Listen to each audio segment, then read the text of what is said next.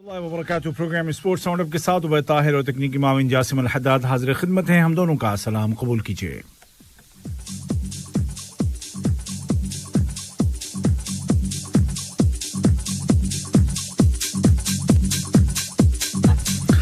खबरों का आगाज करते हैं यहीं कतर, और कतर में हम बात करेंगे हम अमीर कप की। जी हां, अमीर कप 2022 के प्री क्वार्टर फाइनल राउंड के लिए हो गया है ड्रॉ, और ये ड्रॉ हुआ है आज, और ये होगा 50वां एडिशन अमीर कप का।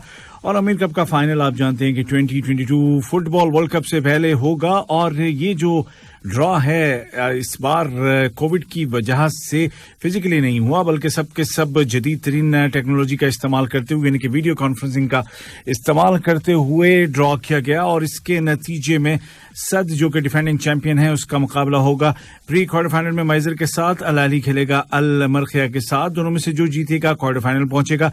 इसी तरह अल अरबी खेलेगा सेलिया के साथ, और दोहेल का मुकाबला होगा अल खौर के साथ, और इन दोनों में से जो जीतेगा वो क्वार्टर फाइनल में पहुंचेगा। जनाब, इस ड्रॉ के मुताबिक शमाल की टीम खेलेगी कतर की टीम के साथ, गर्राफा खेलेगा अल खरीतियात के साथ, और अल रैयान का मुकाबला होगा सलाल के साथ, और अल बकरा खेलेगा शाहानिया के साथ। और ये जो मुकाबले हैं इनमें से जीतने वाले क्वार्टर फाइनल में, उनमें से जीतने वाले सेमीफाइनल में, और फिर उसके बाद आप जानते हैं कि सेमीफाइनल में जो जीतेगा वो 50वां अमीर कप का फाइनल खेलेगा।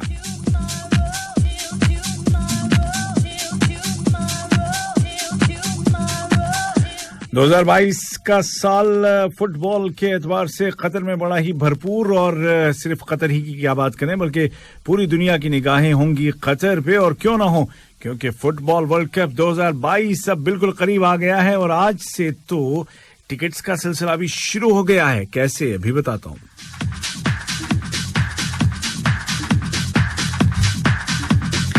अगर आप फीफा वर्ल्ड कप 2022 कतर का कोई मैच देखना चाहते हैं तो आपके पास ये मौका है कि आप FIFA.com टिकट्स पे जाएं और जाकर के अपने लिए टिकट को बुक कर लें। ये जो बुकिंग होगी ना, ये सिर्फ बुकिंग होगी, ये मतलब ये मत समझिएगा कि टिकट मिल गई, बल्कि ये एक दरखास्त है आपकी तरफ से, आपने अप्लाई कर दिया है। उसके बाद रैंडमली सिलेक्ट किए जाएंगे कुछ लोग अपने अपने स्टेडियम और मैच के एतबार से, और फिर आपको एक ईमेल आएगा जिसमें कि लिंक आएगा पेमेंट का, और अगर आप चाहते हैं कि वो टिकट आप लें तो उसी वक्त आपको पे करना होगा, वरना फिर कुछ वक्त आपको दिया जाएगा, उसके बाद वो खत्म हो जाएंगी। तो एक बंदा एक मैच के लिए ज्यादा से ज्यादा 6 टिकट्स खरीद सकता है। ओवरऑल पूरे टूर्नामेंट की बात करें तो कुल मिलाकर के 60 टिकटें एक बंदा खरीद सकता है। इसमें मुख्तलिफ कैटेगरीज हैं, और ओपनिंग मैच के जो रेट्स हैं वो अलग हैं, और इसी तरह क्लोजिंग सेरेमनी या आखिरी मैच के जो रेट्स हैं वो अलग हैं। दरमियान के जो मुकाबले हैं और खास तौर पर सेमीफाइनल से पहले तक उनके रेट्स कुछ ज्यादा नहीं है, लेकिन उसके बाद वाले जैसे जैसे टूर्नामेंट आगे जाएगा वैसे वैसे रेट बढ़ते चले जाएंगे। और अगर आप शौक रखते हैं और अपने पसंदीदा प्लेयर्स को खेलते हुए अपनी आंखों के सामने देखना चाहते हैं तो ये मौका है कि आप अपनी टिकट अभी से रिजर्व कर लें, या एटलीस्ट ये तो होगा कि यार हमने अप्लाई किया था, अब नहीं किस्मत ने साथ दिया तो क्या करें।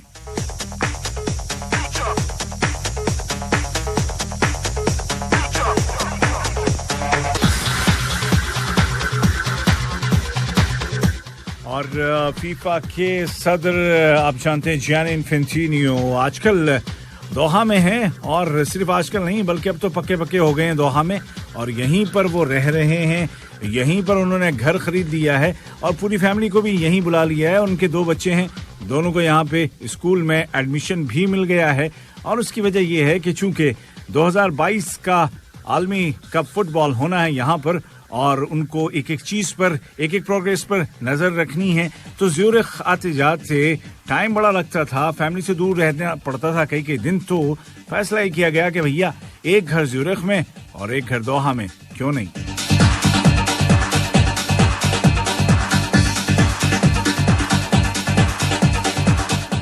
लोकल मैचों में कुछ तब्दीली हुई है, उनके जो पहले से तयशुदा जो मैचेस थे, जो तारीखें थी, उसमें थोड़ी सी तब्दीली की गई है, और वो इसलिए क्योंकि एशियन चैंपियंस लीग फुटबॉल 2022 का जो स्केड्यूल है उसमें तब्दीली की गई है। लिहाजा यहाँ पर कतर स्टार्स लीग के मैचों की कुछ तारीखों में भी तब्दीली की गई है और ये तमाम जो तब्दीलियां हैं वो होंगी जनाब 10 और 11 मार्च, बल्कि उससे पहले ये सुनिए कि 17वें राउंड से लेकर के 22वें और आखिरी राउंड तक के मुकाबलों को थोड़ा सा आगे पीछे किया गया है ताकि जो एशियन चैंपियंस लीग 2022 का जो स्केड्यूल है उसके साथ मैच कर सके।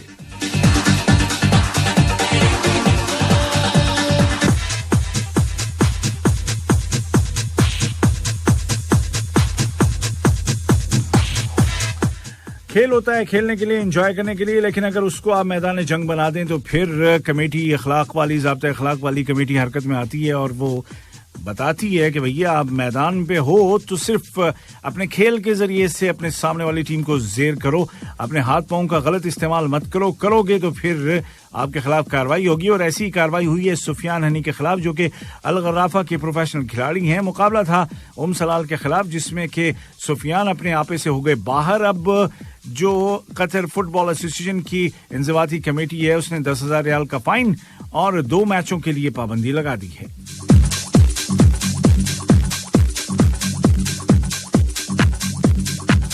फुटबॉल की बात फिर से करेंगे, लेकिन फिलहाल हैंडबॉल का जिक्र करते हैं। एशियन चैंपियनशिप हैंडबॉल जारी है सऊदी अरब के शहर दम्माम में और कतर है डिफेंडिंग चैंपियन जहां उसने अपने बैक टू बैक दोनों मैच जीत लिए हैं। पहले मैच में ओमान को हराया था कतर ने, लेकिन दूसरे मैच में 22 के मुकाबले 37 गोल से शिकस्त दिए इराक की टीम को और यूं आगे बढ़ने के उसके चांसेस हो गए हैं पक्के। जबकि इराक जिसने के पहले मैच में अमारात की टीम को हराया था सिर्फ 1 गोल के फर्क से, अब उसके लिए आगे का मसला थोड़ा सा मुश्किल हो रहा है।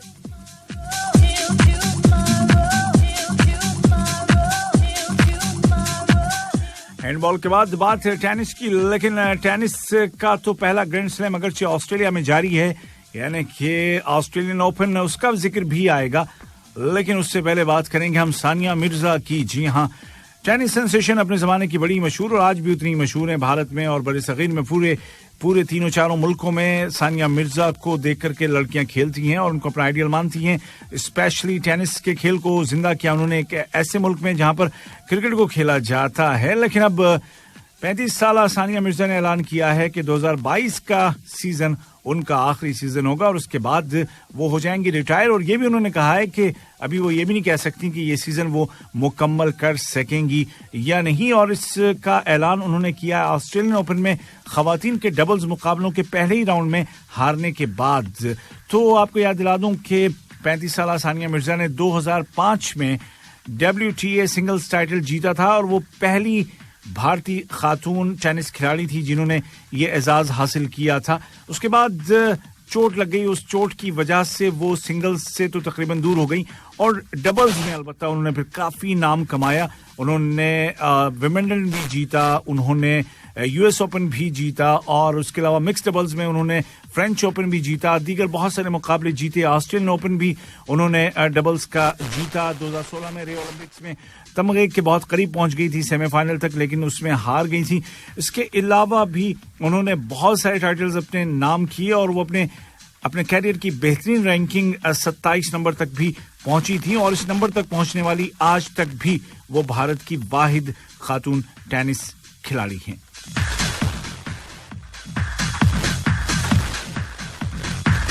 शादी के बाद रुक गई थी वो कुछ अरसे के लिए, लेकिन बच्चे की पैदाइश के बाद 2019 में वो दोबारा वापस आई, लेकिन उसके बाद से कोई बहुत बड़ी कारकर्दगी तो न दिखा सकी, लेकिन कुछ टाइटल फिर भी उनके नाम रहे। अब उनके जो फैन हैं जो कि करोड़ों की तादाद में हैं, उनकी रिटायरमेंट पर उनको मुबारकबाद दे रहे हैं और नए ख्वाहिशात का इजहार कर रहे हैं। ऑस्ट्रेलियन ओपन के नताइज पर आने से पहले आइए चलते हैं अब हम अफ्रीकन नेशंस का फुटबॉल जो कि कैमरून में जारी है। अफ्रीका की टीमें आमने सामने हैं और यहां पर आज जो मैचेस होने हैं वो तो खैर होंगे, लेकिन जो हो चुके हैं उनके बारे में आपको बताता हूं। कल खेला गया जिम्बाब्वे और गिनी के दरमियान मुकाबला। जिम्बाब्वे ने 1 के मुकाबले 2 से जीता। मलावी और सेनेगाल के दरमियान मुकाबला रहा बराबर। गैबन और मोरक्को के दरमियान 2-2 गोल से मैच बराबर हुआ, जबकि घाना हारा 2 के मुकाबले 3 गोल से कोमोरोस के हाथों और हो गया टूर्नामेंट से बाहर। आज मिस्र और सूडान के दरमियान मुकाबला हो रहा है और एक और मैच गिनी बिसाओ और नाइजीरिया के दरमियान खेला जाने वाला है। अफ्रीकन नेशंस कप में अब तक जो टीमें अगले राउंड के लिए क्वालिफाई कर चुकी हैं वो है मेजबान कैमरून और बुर्किना फासो, ग्रुप ए से सेनेगाल और गिनी, ग्रुप बी से मोरक्को और गैबन ग्रुप सी से, और ग्रुप डी से सिर्फ नाइजीरिया अब तक हो चुका है कंफर्म। अभी तक इजिप्ट और गिनी बिसाओ, आज जो जीतेगा गिनी बिसाओ और इजिप्ट में से वो करेगा क्वालिफाई। ग्रुप ई में अभी तक सूरत हाल वाज़ेह नहीं है। Ivory Coast, Equatorial Guinea, Sierra और अल्जीरिया की टीमें हैं। ग्रुप एफ में गाम्बिया, माली, ट्यूनीशिया और मॉरिटानिया, यहां पर भी अभी तक सूरत हाल वाज़ेह नहीं है।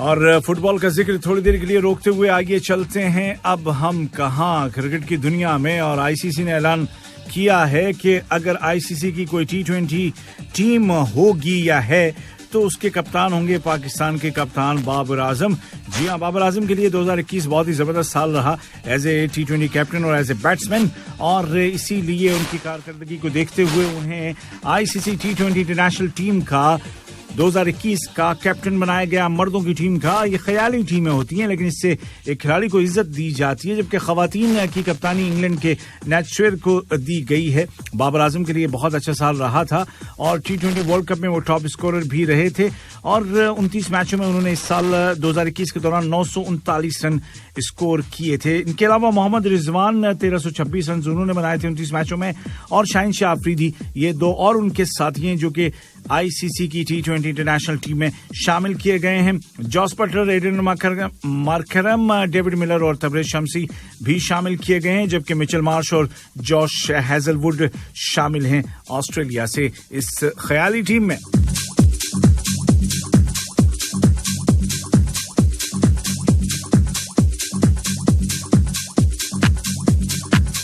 और ख्याल से हकीकत में आते हैं और बात करते हैं भारत और साउथ अफ्रीका के दरमियान खेले जाने वाले पहले ओडीआई की, जो कि पाल में खेला गया और अब से जरा देर पहले खत्म हुआ है। साउथ अफ्रीका ने भारत को हरा दिया है 31 रन से। जी हां, 31 रन से साउथ अफ्रीका ने पहला वनडे जीत लिया है।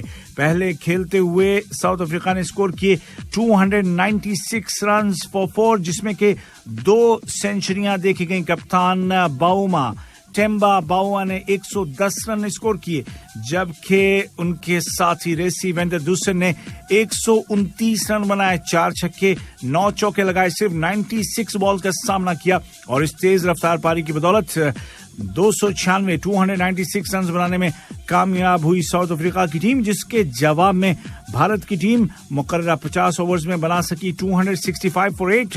इसमें टॉपर है शिखर धवन 79 रन के साथ, और साबिक कप्तान विराट कोहली 51 रनों के साथ दूसरे नंबर पर रहे। कप्तान केएल राहुल 12 रन बनाकर आउट हुए। ऋषभ पंत 16, श्रेयस अय्यर 17 रन। वेंकटेश अय्यर अपना पहला मैच खेल रहे थे, 2 रन बना सके। रविचंद्र अश्विन 7 रन। शार्दुल ठाकुर ने आखिर में हाथ दिखाए लेकिन टीम को बहरहाल पता नहीं दिला सके। उन्होंने बनाई 43 रन पर not out. 4 run Bhuvneshwar Kumar ने और 14 run Jasprit Bumrah not out. तो टीम बना सकी 265 फॉर 8 और ये मैच जीत लिया है मेजबान टीम साउथ अफ्रीका ने 31 रन से। रेसी वेंदरदुसन रहे player of the match.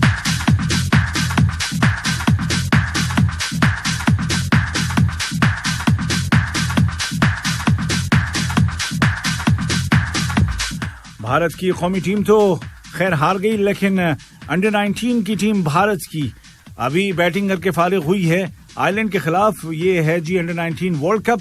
Innings break है फिलहाल, भारतीय टीम खेल चुकी है और 5 विकेटों पर 307 रन स्कोर किए हैं भारतीय टीम ने।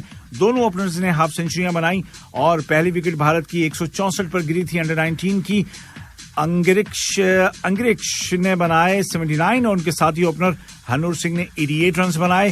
राज बाबा ने बनाए 42, कप्तान सिंधु ने 36 और हंगर गेकर ने बनाए 39 रन। तो 308 रन का टारगेट मिला है आयरलैंड की टीम को और तवक्को ये है कि भारतीय टीम इस टोटल का डिफेंस करने में कामयाब होगी।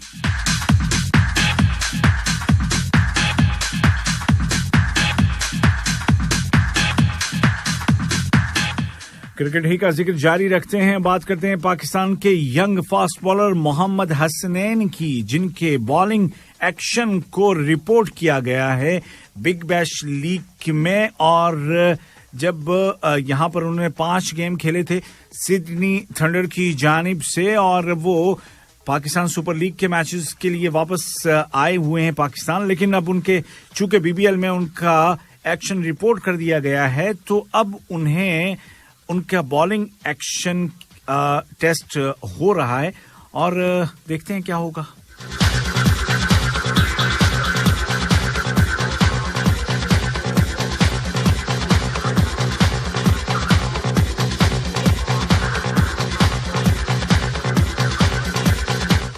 के किशोर रबादा आपको खेलते नजर नहीं आएंगे ओडीआई सीरीज में, जो कि आज से भारत के खिलाफ शुरू हुई है साउथ अफ्रीका की, क्योंकि एक लंबे अरसे से वो मुसलसल बैक टू बैक मैचेस खेल रहे थे, लिहाजा उनको आराम दिया गया है और आराम कर रहे हैं किशोर रबादा। एक और मैच क्या जिक्र करना चाहूंगा जब हम बात क्रिकेट की कर रहे हैं, ये बिग बैश का मैच है जो कि मेलबर्न स्टार्स और हबर्ट हरिकेन्स के दरमियान था, और यहां पर रिकॉर्ड पे रिकॉर्ड बनाए हैं मैक्सवेल ने, जिन्होंने नॉट आउट 154 रन स्कोर किए और बिग बैश लीग की तारीख का सबसे बड़ा टोटल खड़ा कर दिया। सिर्फ 20 ओवर में 273 रन, जी हां ठीक सुना आपने, 20 ओवर में 273 रन फॉर 2 स्कोर किए मेलबर्न स्टार्स की टीम ने, जिसमें कि मैक्सवेल ने बनाए नॉट आउट 154 रन और 106 रन से हरा दिया हबर्ट हरिकेन्स को। 64 बॉलों का सिर्फ सामना किया, 22 बाउंड्रीज लगाई, 4 छक्के उन्होंने लगाए, और ये इस कंपटीशन की हिस्ट्री में अब तक का ब्रूटल डिस्प्ले था जो कि मैक्सवेल के खाते में आया, और जैसे कि मैंने कहा कि बीबीएल हिस्ट्री का टॉप स्कोर किसी भी टीम का। और अब जिक्र ऑस्ट्रेलियन ओपन का, जिसके दूसरे राउंड में जिन खिलाड़ियों ने कामयाबी हासिल की है उसमें स्पेनिश खिलाड़ी राफेल नडाल भी हैं, कि जो कि अब हॉट पिक हैं, प्लेयर हैं, क्योंकि नोवाक जोकोविच को तो नहीं खेलने दिया गया, निकाल दिया गया ऑस्ट्रेलिया से वैक्सीन वाले चक्कर में। तो अब राफेल नडाल क्या अपना 21वां टाइटल जीत सकेंगे? अब तक तो जीते आए हैं, सेकंड राउंड जीत गए हैं, अगले राउंड के लिए उन्होंने क्वालिफाई कर लिया है, लेकिन उनका कहना यह है कि उनके ऊपर अब कोई प्रेशर नहीं है और वो बहुत इजी आराम से सारे मैचेस खेल रहे हैं। लेकिन कहने की बात और है, प्रेशर तो होता ही है और उन पर भी यकीनन होगा।